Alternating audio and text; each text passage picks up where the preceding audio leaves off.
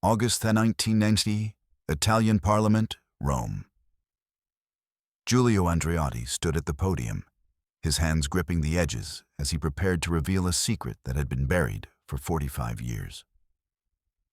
The Italian Prime Minister knew that the next words out of his mouth would shatter the comfortable assumptions of post-Cold War Europe.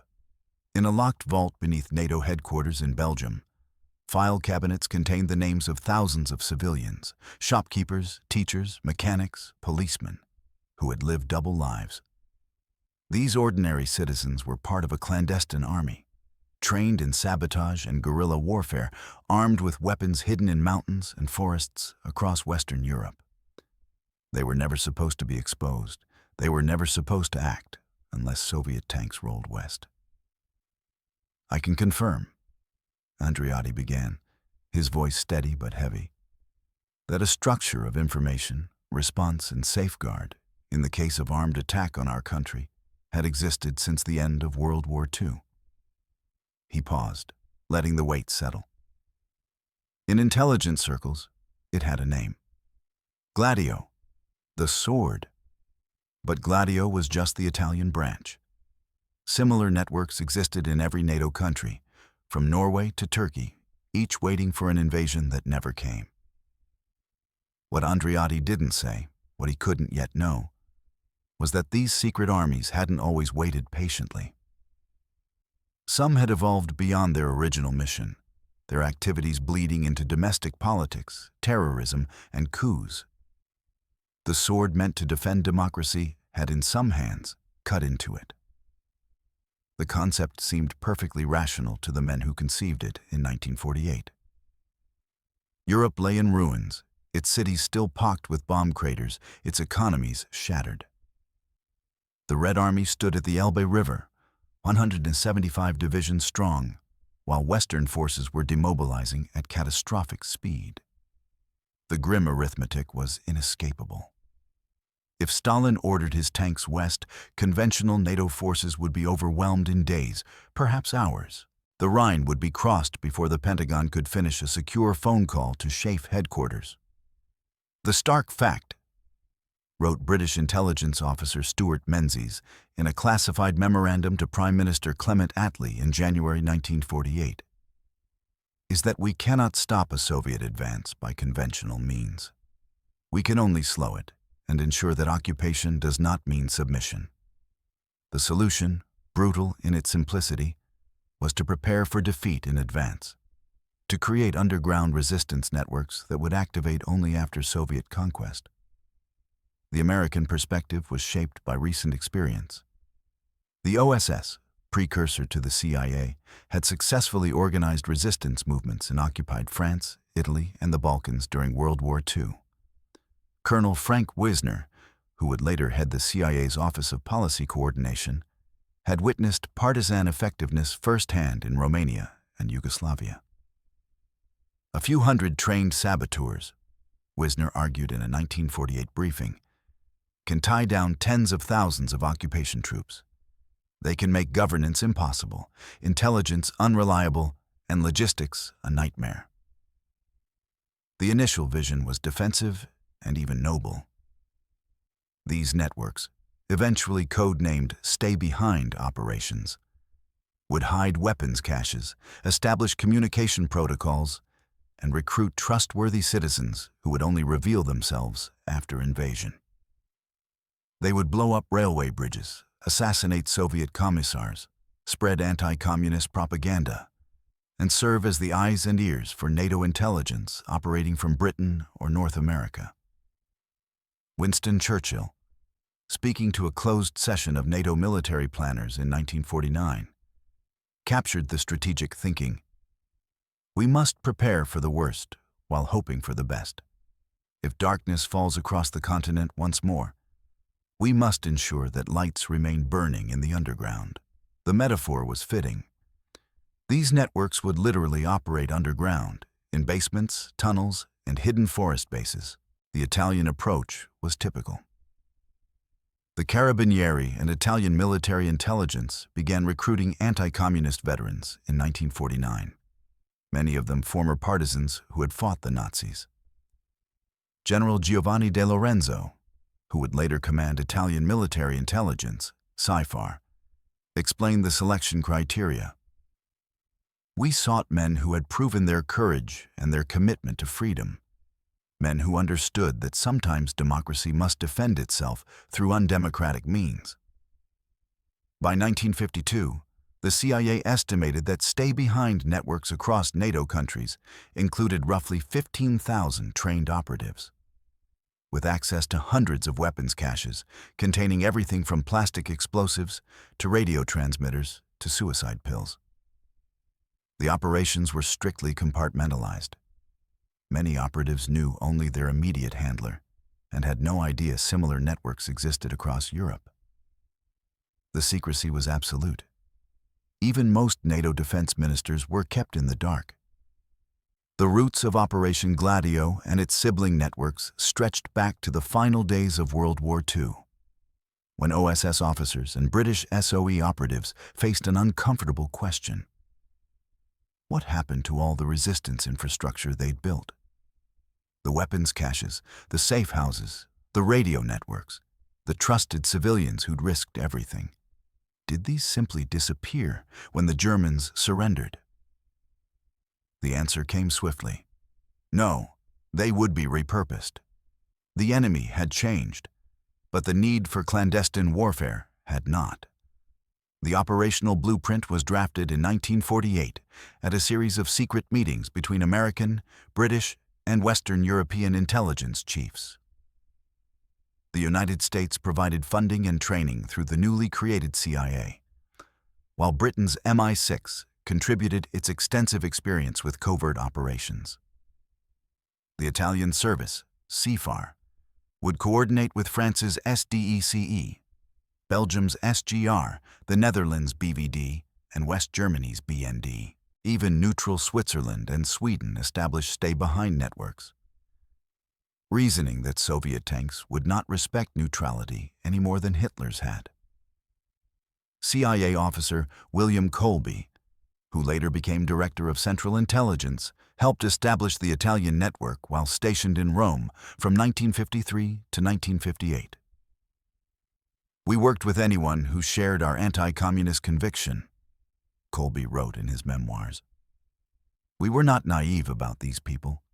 Some had questionable pasts. But in the context of potential Soviet invasion, moral purity was a luxury we couldn't afford. The weapons came primarily from American stocks.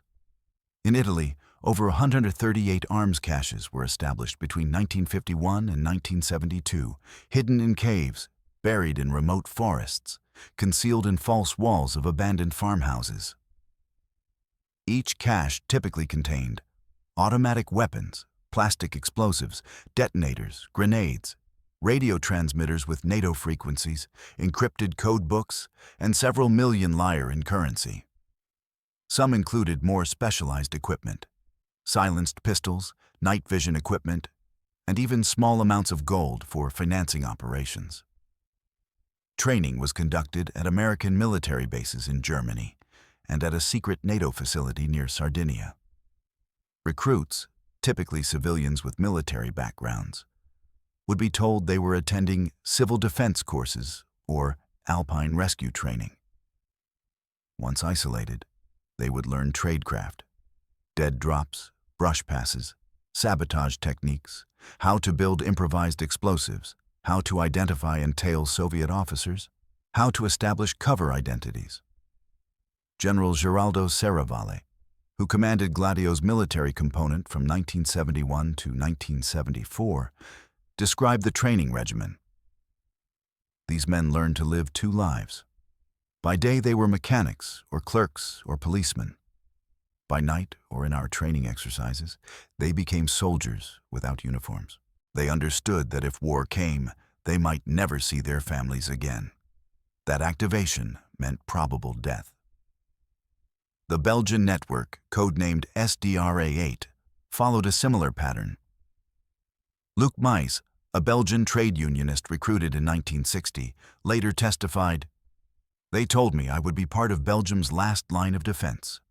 I would hide weapons in my garage. I would report on suspected communist activities. If the Russians came, I would receive orders by secret radio broadcast, certain words during weather reports. Mies was given a Browning high-power pistol, 500 rounds of ammunition, and a cyanide capsule. He kept them hidden in his basement for 28 years without ever telling his wife. The German network, codenamed TD-BJD, was particularly sensitive. The CIA worked directly with the BND, Germany's foreign intelligence service, headed by former Wehrmacht General Reinhard Gehlen. Gehlen's organization had inherited extensive intelligence networks from Nazi military intelligence, and many stay-behind recruits in Germany had Wehrmacht backgrounds. When journalist Erich Schmidt-Einbohm investigated the German network in 1990, he found that at least a dozen operatives had SS records. The CIA's calculation was coldly pragmatic. Expertise mattered more than past politics when preparing for World War III. By 1960, the network had matured into a sophisticated pan-European system. NATO's Allied Clandestine Committee, ACC, coordinated operations from headquarters in Brussels, though even this body's existence was classified. The ACC established protocols for activation, communication, and command. If Soviet forces crossed into West Germany, special codes would be broadcast on BBC World Service and Voice of America. Operatives would activate, retrieve their weapons, and begin resistance operations according to pre-planned scenarios. The Italian network alone, by 1970, included over 600 active operatives, plus several thousand sleepers, individuals who had been vetted and briefed, but would only be contacted in emergency. They ranged from carabinieri officers to forest rangers, to telecommunications workers to journalists. The penetration was comprehensive, the secrecy absolute. August 1980, Bologna Central Railway Station, Italy, 10:25 a.m. The bomb exploded in the second-class waiting room during peak travel hours. The blast tore through the building's western wing, collapsing the roof onto hundreds of travelers. 85 people died, including children. More than 200 were wounded. It was Italy's deadliest terrorist attack. And for 10 years, the truth about who planned it remained buried beneath layers of false leads, destroyed evidence, and institutional cover-up. When investigators finally broke through in 1990, they found something that shocked even hardened prosecutors: connections to Gladio. The bombers, neo-fascist terrorists Giusva Fioravanti and Francesca Mambro, had received weapons and training from elements within the stay-behind network. More disturbingly, evidence suggested that certain Gladio-connected intelligence officers had advanced knowledge of right-wing terrorist activities and had either enabled them or deliberately obstructed investigations. The Bologna bombing became the crack that shattered the carefully constructed wall of secrecy around Europe's stay-behind networks. Judge Felice Casson, investigating an earlier 1972 bombing in Petiano that killed 3 policemen, discovered evidence in Venice military intelligence archives that couldn't be explained by official histories. His investigation revealed that explosive used in the Petiano attack had come from a Gladio weapons cache. What I found, Judge Casson later testified to the Italian Parliament, was not simply a defensive stay-behind network. I found evidence of active operations inside Italy, targeting Italian citizens, conducted by elements of our own security services in coordination with foreign intelligence. The network designed to fight communism had been used to fight the Italian left, sometimes through violence. The revelations came at a pivotal moment.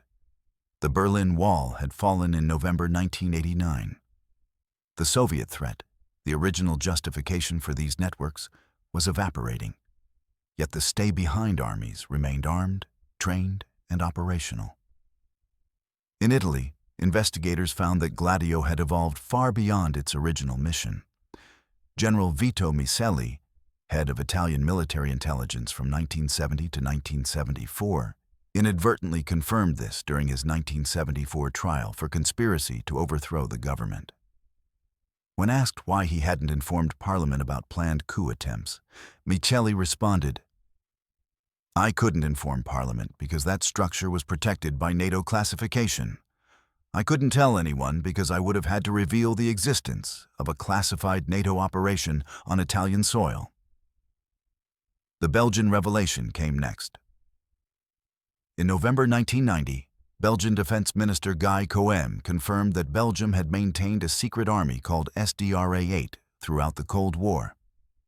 The network had established 22 weapons caches across Belgium, several of which had never been recovered. When investigators finally located them, they found military-grade weapons that should never have been in civilian hands. Assault rifles, anti-tank weapons, explosives. The floodgates opened. Within weeks, Germany, the Netherlands, Luxembourg, Spain, Portugal, and Turkey all confirmed the existence of similar networks. The German network had reportedly included 2,000 operatives. The Turkish network, called counter-guerrilla, was linked to death squads that had assassinated left-wing activists throughout the 1970s and 1980s. French President François Mitterrand faced particularly uncomfortable questions. In 1981, when he'd taken office as France's first socialist president in decades, had anyone briefed him about Rose Devant, France's stay-behind network? His government's initial denials were unconvincing. Documents later revealed that French stay-behind units had conducted surveillance on French socialists and communists throughout the Cold War, treating them as security threats equivalent to Soviet agents. The most damning revelation concerned Greece. The stay-behind network there, connected to Greek military intelligence, KYP, was directly implicated in the 1967 military coup that overthrew democratic government. CIA officer Philip Agee, who defected and published classified information, claimed, "The Greek coup was not opposed by stay-behind elements, it was enabled by them. The network that was supposed to defend democracy helped destroy it." Danish Prime Minister Poul Schlüter faced hostile parliament hearings after confirming Denmark's Absalon network existed.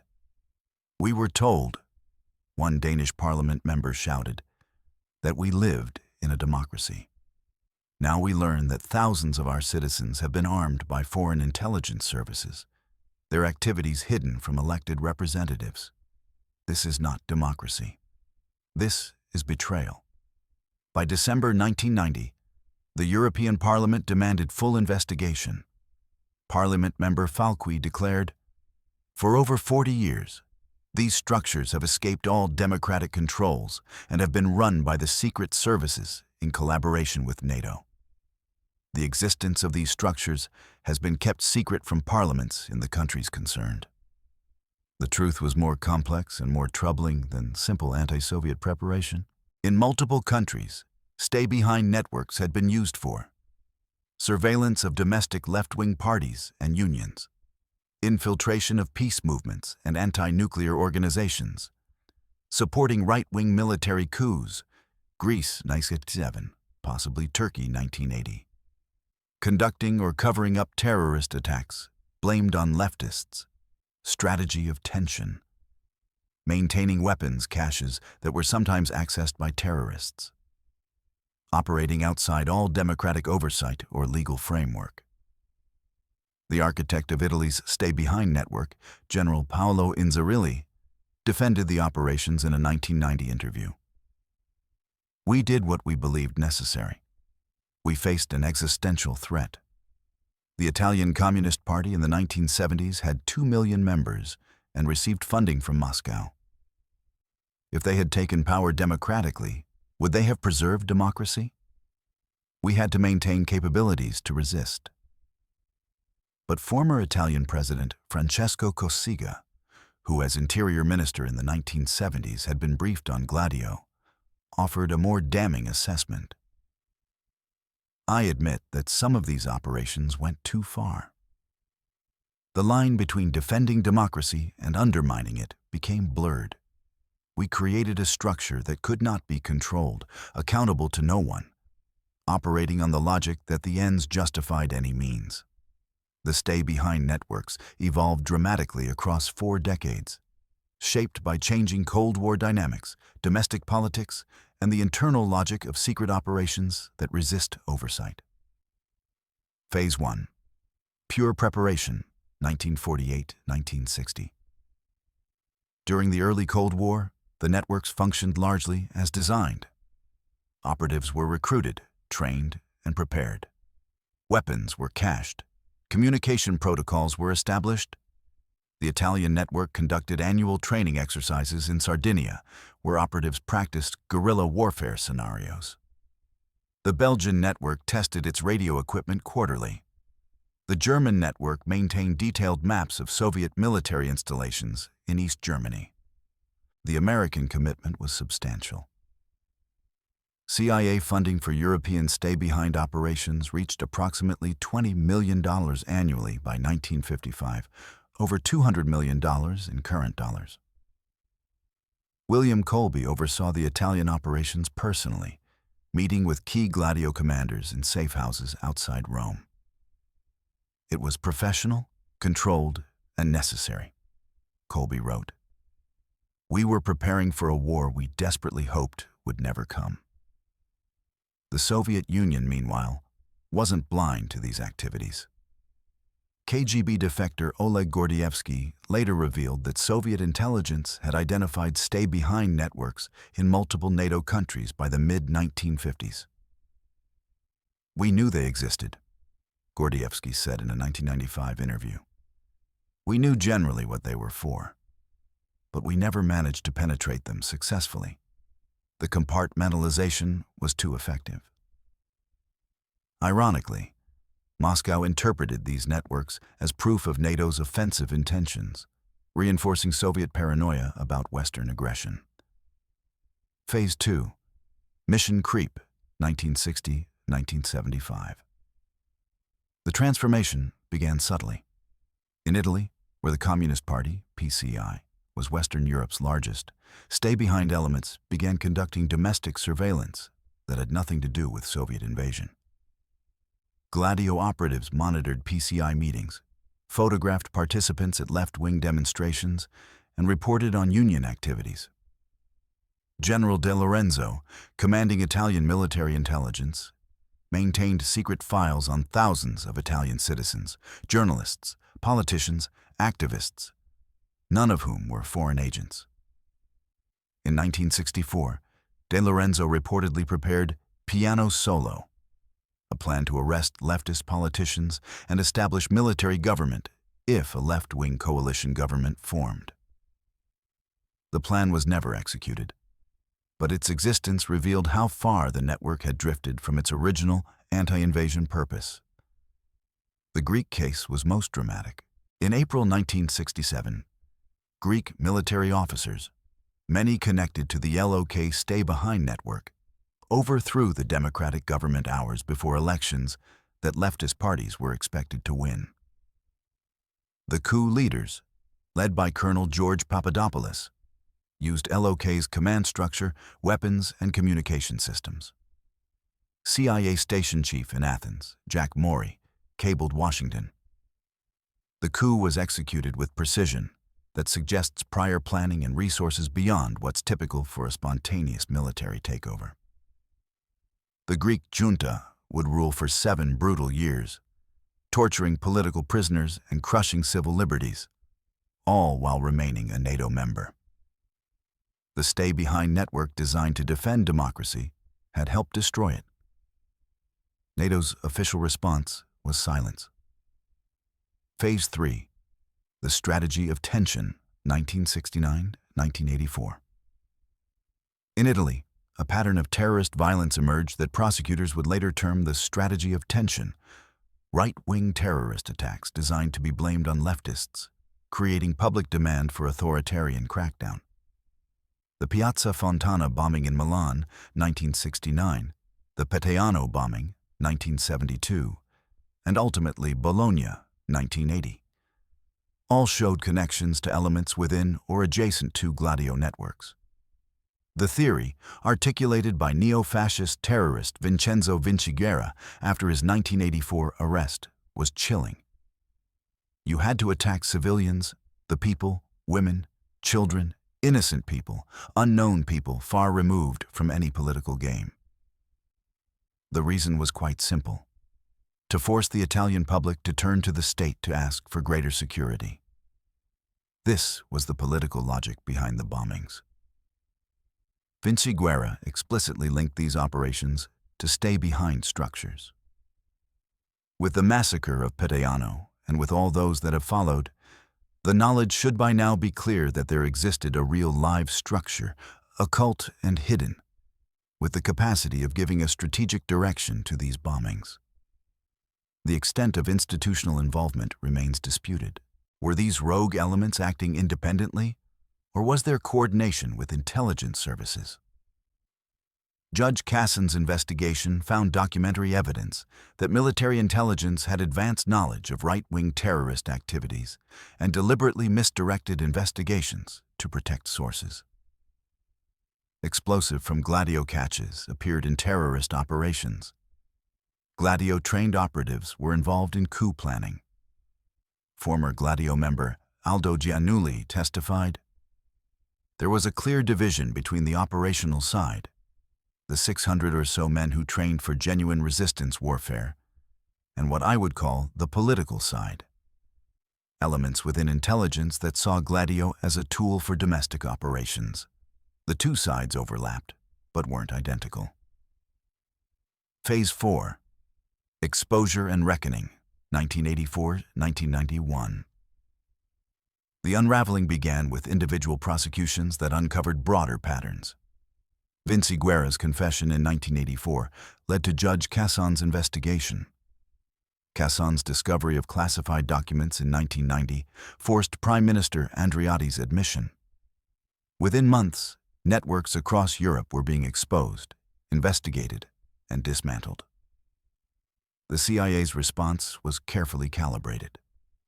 Director William Webster issued a brief statement acknowledging that the United States had maintained close relations with certain Western European security services, including stay-behind capabilities, but declined to provide details.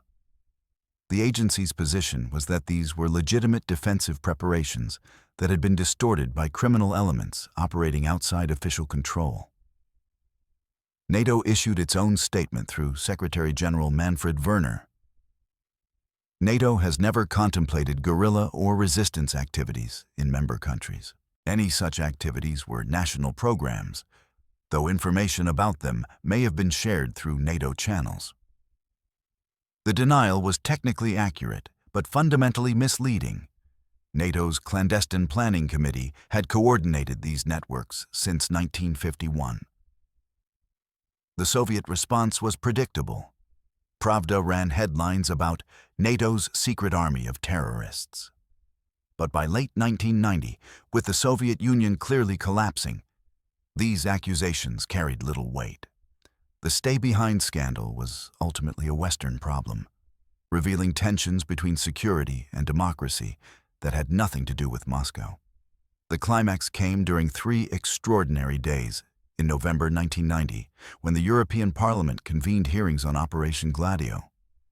Witnesses included former intelligence officers, government ministers, and victims of terrorist attacks.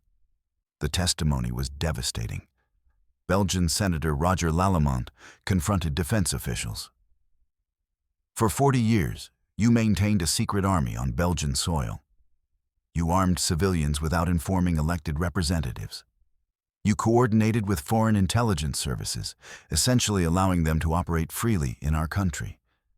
How is this compatible with democracy?" The response from General Henri Bourrier, former chief of Belgian military intelligence, captured the essential contradiction. "We operated in secret because secrecy was necessary. We didn't inform Parliament because Parliament might have objected. We accepted NATO coordination because we couldn't fight the Soviets alone. Democracy had to defend itself even from democratic oversight." Italian Senator Giovanni Pellegrino, who chaired Italy's investigation, reached damning conclusions.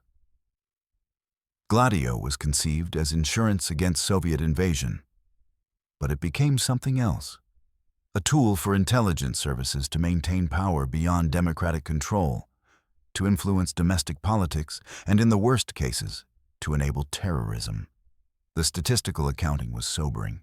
Across Italy alone, prosecutors identified connections between Gladio-related elements and the 1969 Piazza Fontana bombing, 17 dead, 88 wounded. The 1974 Piazza della Loggia bombing in Brescia, 8 dead, 102 wounded. The 1980 Bologna station bombing, 85 dead, 200 wounded. The 1984 Naples-Milan train bombing, 16 dead, 267 wounded.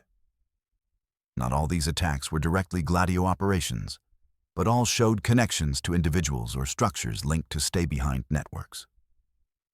The total death toll from terrorism connected in some way to Gladio-adjacent elements exceeded 200 civilians. In Turkey, the counter-guerrilla network was implicated in thousands of extrajudicial killings of Kurdish activists and left-wing organizers throughout the 1980s and 1990s.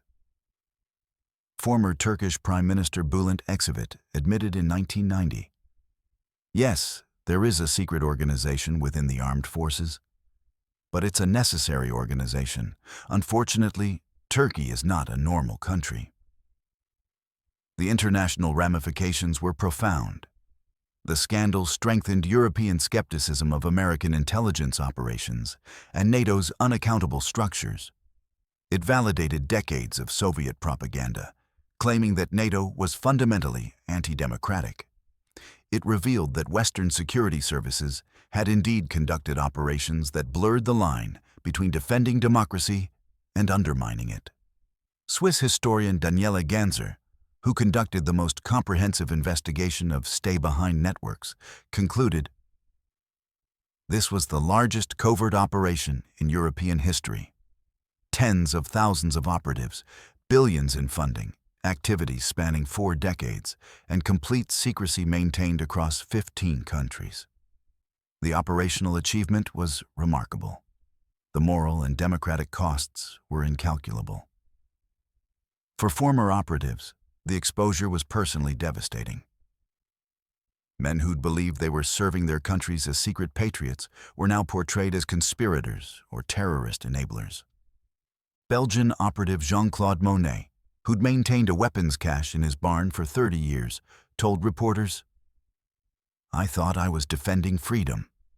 Now my neighbors think I'm a fascist. I don't understand what went wrong."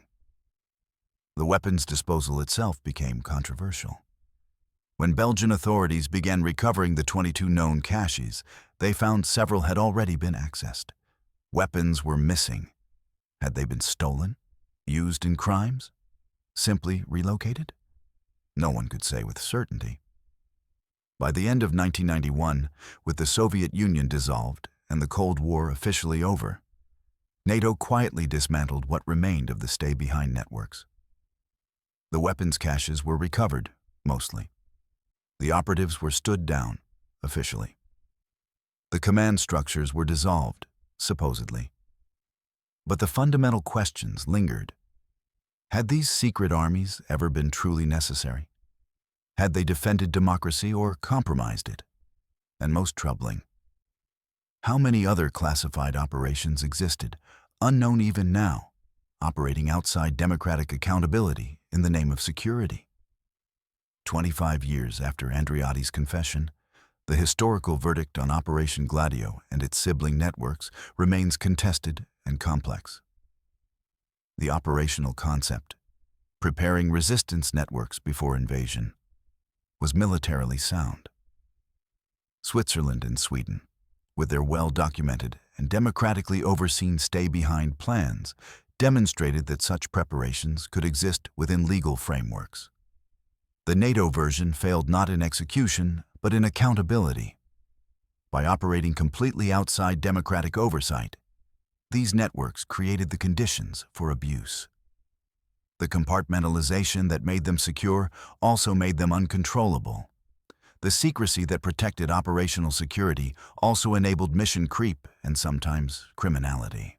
For students of intelligence history, Gladio represents a case study in what former CIA officer Robert Baer called blowback before blowback, covert operations that damage the very interests they're designed to protect. The network successfully prepared for a Soviet invasion that never came, while simultaneously enabling terrorist attacks that actually occurred, undermining democracy in the name of defending it. The exposure of stay-behind networks contributed to fundamental reforms in how NATO members handle covert operations. Multiple European countries now require parliamentary oversight of intelligence activities. The European Union has established procedures for monitoring member states' security services. The absolute secrecy that characterized Cold War intelligence operations is no longer deemed acceptable or sustainable. Yet the core tension remains unresolved. Democratic societies facing existential threats must sometimes act secretly and quickly, operating in ways that can't be debated in Parliament or reported in newspapers. The challenge is maintaining meaningful democratic control over such operations without neutering their effectiveness. Gladio proved that's harder than Cold War strategists imagined. As we return to that August day in Rome when Andreotti stood at the podium, we understand now what he couldn't. He was revealing not just a Cold War secret, but a fundamental question about democracy itself. Can free societies maintain secret armies and still remain free? Can we defend liberty through means that contradict it? Gladio forced Europe to confront these questions. The answers remain uncomfortable and incomplete. The men who hid weapons in Belgian barns and Italian caves believed they were patriots. Perhaps they were. But patriotism without accountability, secrecy without oversight, and security without democracy create dangers of their own. Dangers that sometimes prove more real than the threats they were designed to counter. The sword meant to defend freedom sometimes cut those who wielded it. That remains Gladio's most important and most disturbing legacy.